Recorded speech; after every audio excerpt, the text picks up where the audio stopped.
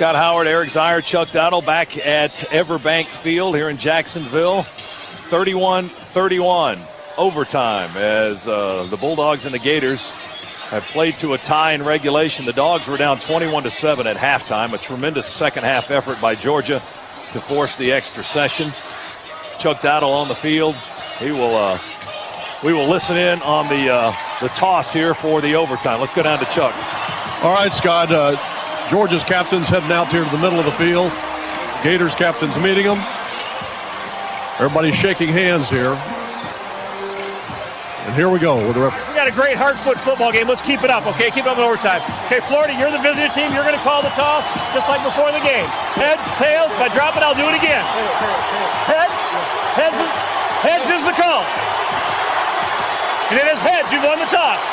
You want on defense, guys. Which end of the field? We're defending. Okay. White over there. Red. Okay, you heard that. Georgia is going to play Georgia will get the ball on offense to start. Florida has won the toss and opted to play defense. Georgia will have the ball first and 10. And obviously, Scott, you're in a situation now where, if you score the touchdown, as you pointed out, their kicking game's not that great. So you got an opportunity really to put the pressure on them. And Chuck, during that, I felt like Michael Buffer needed to be out there with you as you stuck the microphone in there. But during that toss, the whole Georgia team lined up on the sideline, arm in arm, and started swaying back and forth, doing some kind of a dance to get themselves all jacked up and fired up and ready to go. But the Dogs have a chance here, Eric, to set the tone in overtime. They're on offense, and they'll start from the 25. Yeah, they do. And in these overtime situations, you get the ball first, a chance to score and put the pressure on. Not a bad position to be in. We've got the momentum coming off of that second half of the great run that we had. See if we can carry it over and stick one in the end zone. Dogs 4-2 in their history in overtime. Our last overtime game, we remember that one, 2007 at Alabama. The Dogs won it with Matthew Stafford to Mikey Henderson. All right, 1st and 10 from the 25. Dogs on offense. Murray, play fake, will drop back to throw, going for the far corner, and it is incomplete. Trying to go to Chris Durham in the far corner with Ahmad Black covering, and the pass is incomplete. So we went for a strike right off the bat. Boy, good coverage there by Ahmad Black, though. Really nowhere to put that football. Chris Durham does a good job of breaking it up. Tony wants to go to A.J. Green. 2nd and 10 from the 25. There goes A.J. out to the right side. We'll see if you're right. Caleb King, the lone setback, lined up 8 yards behind the line of scrimmage. Tavares King to the near side. Murray will hand it off to Caleb King. King wrapped up at the 24-yard line after a gain of 1. Well, the thing that Georgia feels comfortable about is number 57. Even if they don't do a lot offensively here, they still have that weapon on the sideline in Blair Walsh. No question, but you want to give yourself more than just 3 shots at it. Sure, right? yeah. And you want to get down a little bit closer than what this would be, a 41, 42-yard field goal. You want to give yourself as much opportunity as you can. 3rd and 9 from the 24. We're in overtime. Georgia and Florida tied at 31. 3 receivers to the right, 1 to the left. Murray back into the shotgun. Play clock down to 4. There's the snap. Murray in the pocket, throws over the middle, and it is tipped and intercepted. Intercepted by Hill.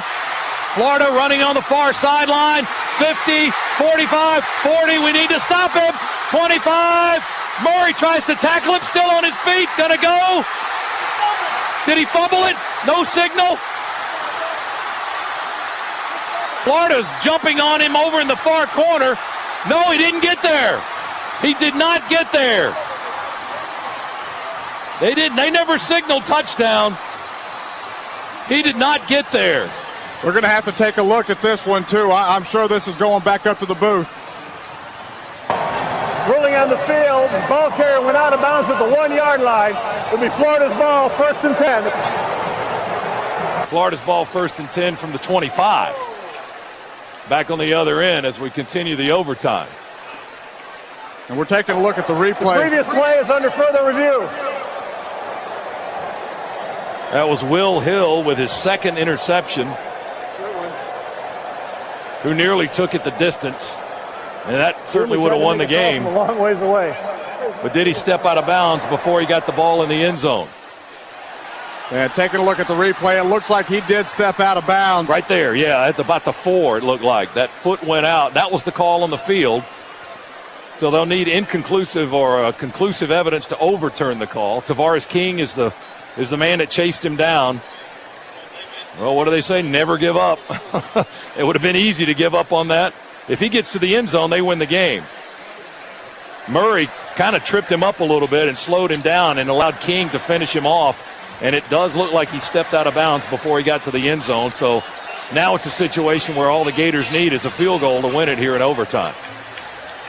And now you go back to the troubles they've had in the kicking game, and we just have to come up and step up and keep them at that 25-yard line, force this into a long field goal situation, worst case scenario. Looking at the replay, they zoom in. He's clearly out of bounds. In the replay we just looked at it at the 4-yard line as Tavares King was able to bump him out. But Will Hill with his second interception.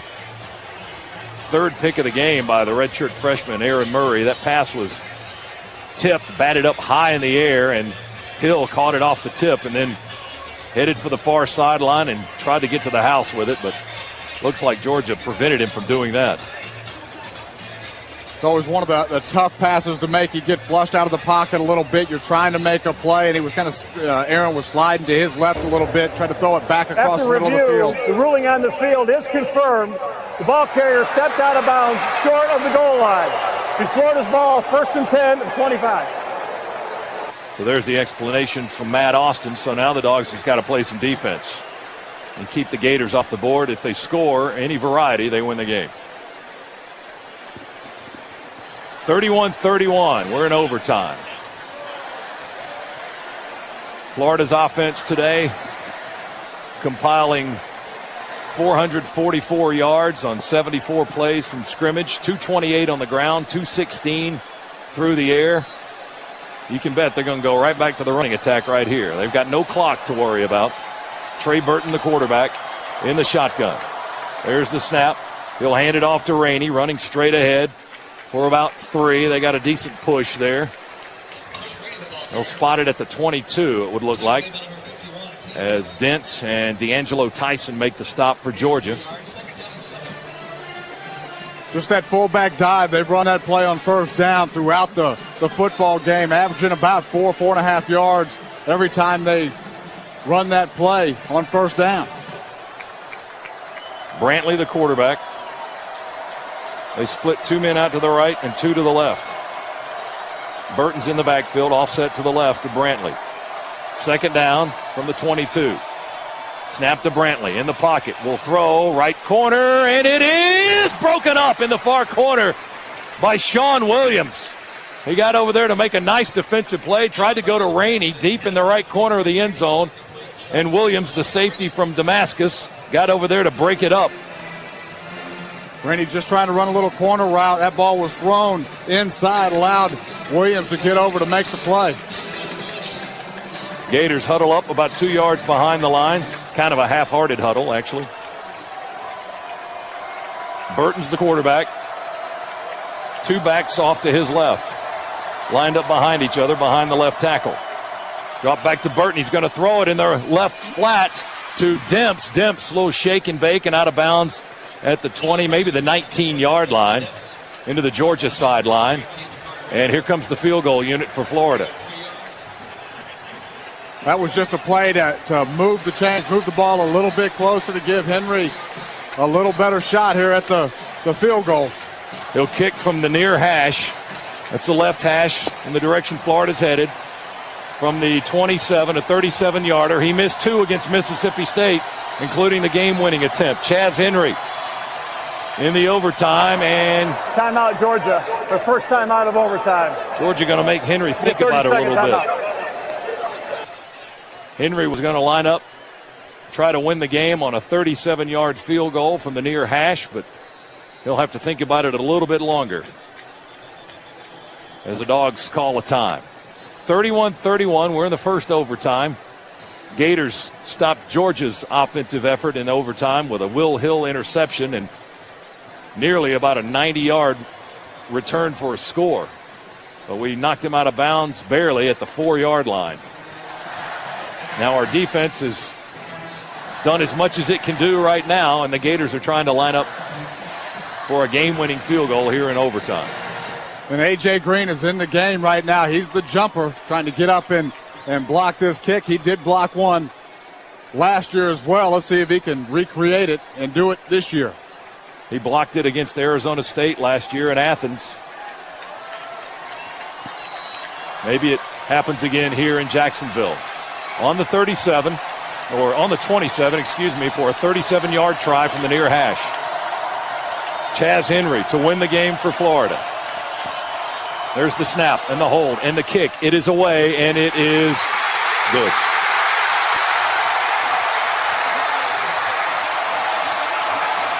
"37-yard field goal by Chaz Henry. He comes through for Florida, and the Gators win it in overtime, 34-31.